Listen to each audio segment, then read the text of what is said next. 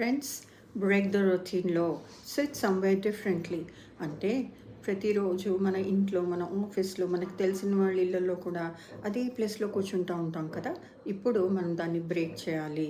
మనము వేరే చోట కూర్చోవాలి. ఆ అనుభవాల్ని కూడా మనం తీసుకోవాలి. అలాగే మన ఇంట్లో మన ఫర్నిచర్‌ని ప్లేసెస్ మారుస్తూ చేస్తుంటే దాంట్లో కొత్తదనం వస్తుంది. ఇలా మనము ప్రతి దాంట్లో కూడా కొత్తదనాన్ని మనం ఎతుక్కుంటూ వెళ్ళాలి అని చెప్తున్నారు.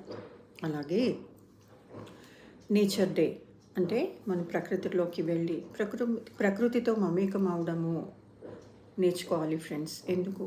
ఆ గడ్డి స్పర్శ మన కాళ్ళ పాదాలకి తగలాలి.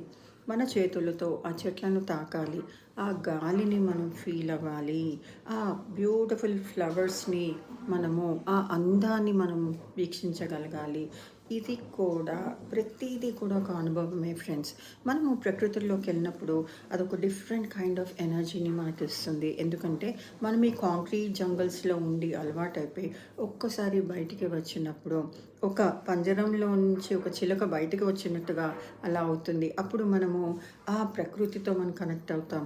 అప్పుడు మనకు అర్థమవుతుంది మనం కూడా we are a part of nature అని. ట్రై చేయండి ఫ్రెండ్స్. చాలా అద్భుతంగా ఉంటుంది.